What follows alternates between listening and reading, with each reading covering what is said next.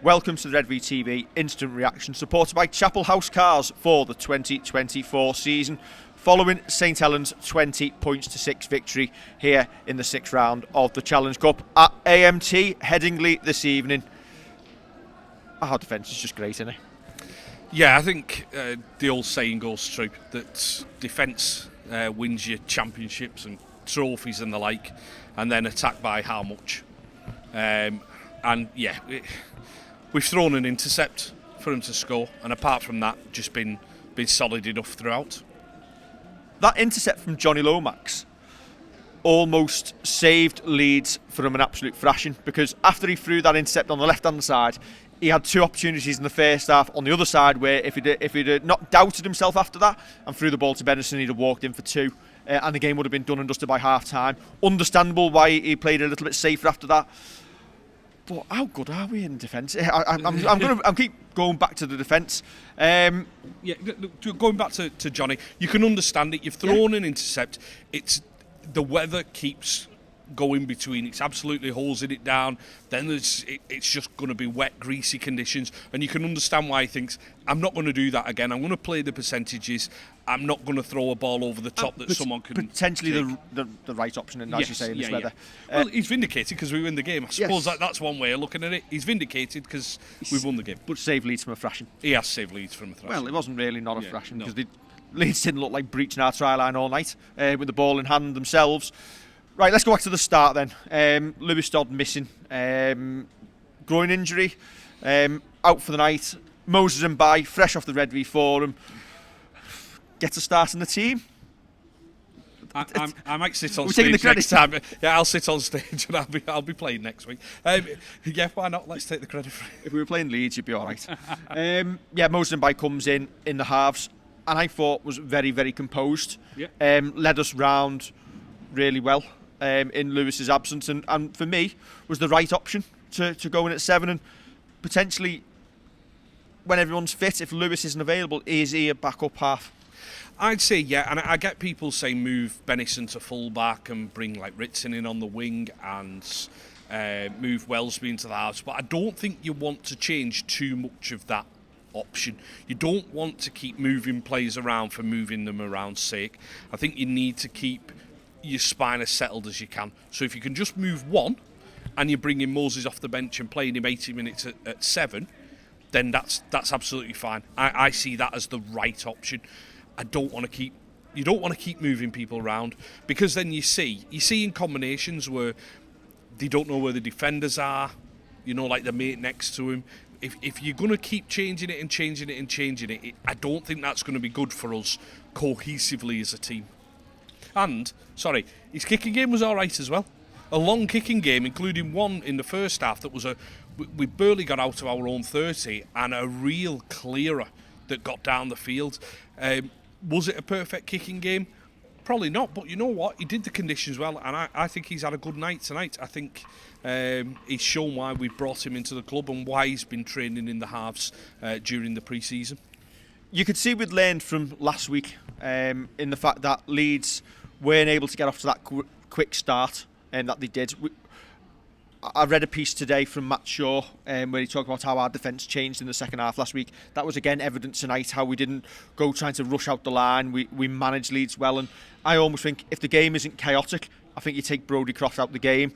And Leeds just didn't look like they had a clue how to score against us. Ball in hand, we were quite composed, and I thought early on, obviously without Lewis Dodd orchestrating things, we didn't look as fluent as we usually do in attack. Maybe the last tackle options weren't the greatest, and that was probably shown by how we took the two on two occasions to take ourselves 4-0 in front in the game. Yeah, that's it. Moses has done well at 7, and this isn't a criticism of his game at all, but when you've got our natural 7, who is used to our structures, used to playing there week in, week out, he knows our ending sets. He's the one who ends the set. So when you've got Curtis Sirenen kicking through, in the second half we've got Batch trying to kick through. It ended up setting up a try. But you've got different players trying to kick on the last. That shows that we're a little bit chaotic to some extent. I mean, we've got away with it. You saw the change in the structures tonight. Yeah. I know again, I think it was an article that Mbye did with Matty Smith. Mbye. earlier in the season, where they showed how our attack this season, how we split. Lewis Dodd one side, Johnny Lomax on the other. Tonight, we almost went with with Jack Wellesby trying to come in on one side and Moses going the other side with Johnny. So again, a change in the attacking structure, which probably it can't be helped with injuries. But I thought we learned to adapt well in that game. Yeah, I think that's the thing. Somebody coming through. I think that's the thing. We've adapted really well, and even though we have got to last tackle plays and not quite known what we're going to do on it, and that is where you miss Lewis Dodd being your half who is just taking control of it. Yeah, we've come away. We've made opportunity and we've taken opportunity, and that's the main thing. It's got us over the line tonight, and I thought the game actually had started completely the opposite to last week, where we started like a house on fire. Absolutely brilliant. Had that field position, and as you say, Dodd's missing, and we take the 2. That first 2, I wouldn't have taken. I'd have run that. You know me. I don't necessarily believe in taking that one when you're so close to the line. Then you take the second one, and you're showing Leeds the respect that you've got to, because when they're playing we'll call it Harlem Globetrotters, but I don't think it's quite there yet. Harlem Globetrotters were out the hands. Yeah, and not in this weather anyway. I think you're showing them too much respect. And then you're always susceptible then to score a try and you're behind. Yeah, converted try and you're behind. The fluke interception. I would say fluke interception. It was good play from Newman, but you get what I mean. They go 6-4 up. We did manage to get our noses in front before half time. Darryl Clark getting over for a good try just to give us our nose in front of the break. But then second half, we've come out and managed it throughout. Yeah. And because the defence is so good, you've always going to have a couple of moments in this team where we'll take opportunities. Yeah, exactly right. I thought Darryl Clark was very lively tonight, and we've managed to manage a couple of players' minutes over the past couple of weeks perfectly. So we've given Joe Batch a great run out last week, brought him on. You directed as well. Brought him on the Didn't bench. pay big money for this mic flag for him not to be on the camera. Yeah. So, but Clark tonight, he only played 25 minutes last week, I think it was. He's been lively tonight. He's done a good 70-minute stint.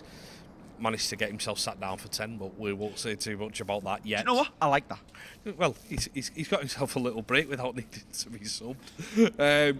Yeah, I think he's been lively tonight, and I think the way that we've managed players like George Delaney, I said it in his preview at the start of the season, you've got to manage a young forward's minutes, and I feel like we've tried doing that over the past 2 weeks. Admittedly, he wasn't meant to play at all last week, but he's only done 2 shorter stints tonight, which I think is good for him. A game changer. Leeds trying to get themselves back in the game.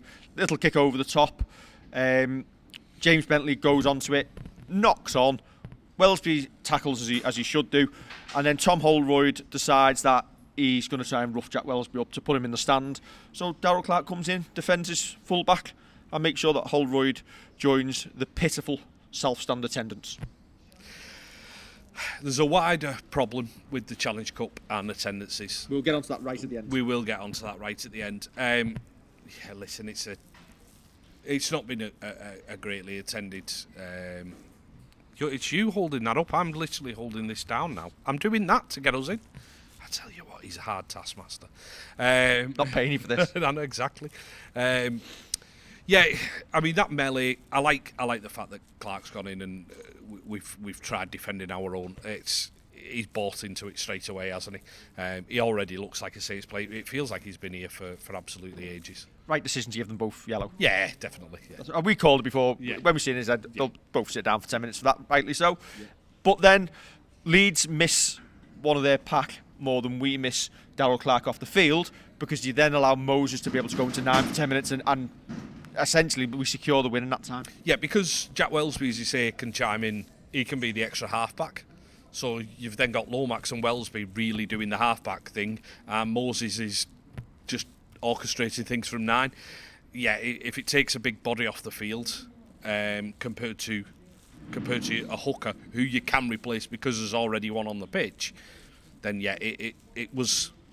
I'd rather not have seen either of them go off. It was the right decision, but it did affect them more than it affected us. Alex Walmsley turning into a little half-back at the end, getting over the line. Yeah, and you know what? He's had a great night tonight. Look what happens when he puts his hands on the ball and goes over the line rather than trying to apply for his kicking licence. I think he's had a great night as well tonight. I thought he was tremendous. There's a couple of plays that you can give raps to. Alex has got to be up there with him. I thought he was absolutely fantastic. Just led the pack, didn't he?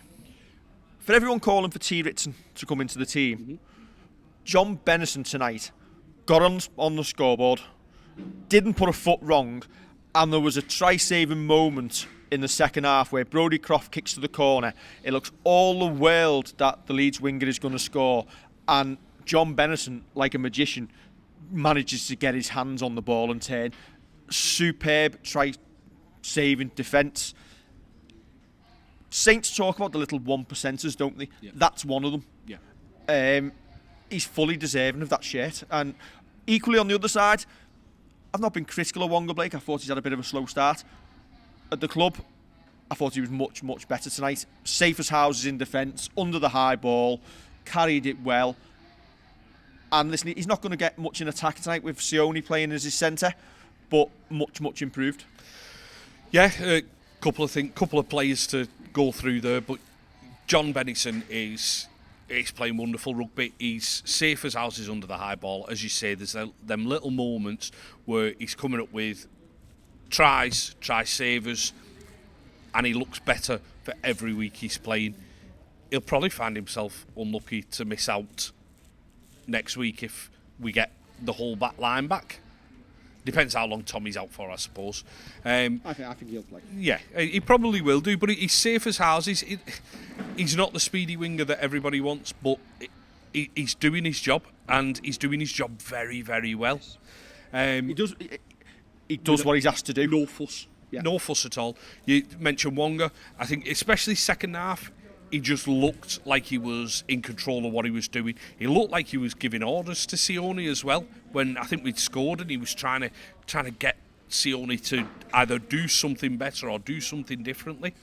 And then you've got. Do you like him taking on the responsibility? Yeah, I want him to do that. And I will mention Sione because I think especially in the first half, from centre, where he was named, I thought his running was strong, his running was direct, and he kind of got us on that front foot for that fast start that we had. All in all, a well-deserved, comfortable victory. Yeah, I don't think there was apart from them going over for the intercept, where you think, is it going to be one of those nights for a split second? I don't think there were many moments in that game that, personally, I was overly worried about Leeds. I think if they can throw it about like that on a dry track, then it'll stick a little bit more. But when they do it and they completely miss out the likes of Brodie Croft, and I think Lackey Miller's he looks like a great addition. If he can get a dry track and break a couple of tackles, he'll be superb for him.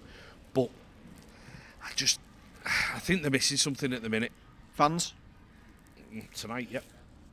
Last week, 15,000 last week. Leeds come out, good atmosphere, have a chaotic 20 minutes, which helps them get on top in the game. When their players come out tonight and they're met with a blue wall of empty seats, it almost reflected in how they started the game. Really, really poor attendance from them. Saved by 1,300 Saints fans who've come over, pouring down with rain, getting soaked, back in the team. Leeds can't even do it on their own doorstep. Yeah, I can't disagree. Listen, we've mentioned, are we going for the Challenge Cup and the overall thing, or are you leaving it another couple of minutes? We'll go to another couple of minutes. But honestly, I'm sure we had more on at Swinton in the pre-season game. Yeah, it's just, listen, it's a shame that it's been like that, and it's a shame that it has been so quiet tonight. We were able to hear every word of some of the songs they were singing. There was one, Everywhere We Go. apart from AMT Headingley. But you know what? It spoils the occasion because the atmosphere isn't there. And that is a game between what is supposedly two big clubs. Now there's probably only one. They should be showing up to support their team, no matter how poor they are at times. It deserves better attendance. A Saints Leeds game deserves a better attendance. It deserves pretty much a full house. We've got to talk about the Challenge Cup. Yes. So we've got they are poor across the board. I genuinely do not know why all Super League clubs don't put is it a precept? Is that what it's called? Because you pay it on your council tax for your fire and rescue and your police extra 1% or whatever it is. Put a £10 precept on every Super League season ticket in the league. And for cup games, if in the 6th round or the quarter final of the cup, if you were at home, you get in for free. Yeah. Well, you're not getting in for free. You've paid your £10. Yeah. Equally, if you're drawn away, you can give your 1,300 Saints fans their away ticket for free. Guarantee yourself an attendance, because I'm pretty sure Leeds tonight would have made more with 14,000 in here, buying a cup of tea in the pouring down rain, than they would from the pitiful amount of tickets they've sold. From the 5,000-6,000 that are here, if it's that. Yeah, I know is it an RFL directive that you've got to charge people to come in? But charge it on the season tickets. Charge it early doors. And the RFL can get the money up front and know exactly how much is coming in. People have it as part of the season ticket. You generate the attendances then, and then the people who haven't got season tickets feel like it's a big occasion, and if they're not there, they're missing out. The only thing they've missed out tonight on is being able to count seat numbers. Yep. It's a shame. It's a shame because... is there an argument, by the way, if Leeds knew the attendance was going to be poor, that they could have shut that terrace and allowed the Saints fans not to get soaked and put them in one of the other stands instead? They could have. With, we're saying this after the fact, but yeah, I mean, the ends, I'm going to call it the clock end. I don't know what they call it. I think it was well known. There was one of the little Leeds accounts who put a poll out this week and was asking Leeds fans, are they coming tonight? And I think 85% said no. The club would have known how many tickets they've sold and what they can expect for the Challenge Cup walk-up. And to be honest, when you've lost your last 4 or 5 Challenge Cup games at home, it's probably never going to be a big one. That wind and rain. Freezing. But I'm looking forward to the walk back to the car. There's probably plenty of Leeds fans who will be glad that they never turned out in this. I mean, yeah. Saying all that, but yeah, I don't fancy leaving the stadium. Shall we stay here until we play him again? We'll probably win that as well. Yeah. Right. Anything else to add, Kevin? No. Don't forget to like, share and subscribe, and we're going to finish bang on 18 minutes. Catch you very soon for another episode of Redvee TV.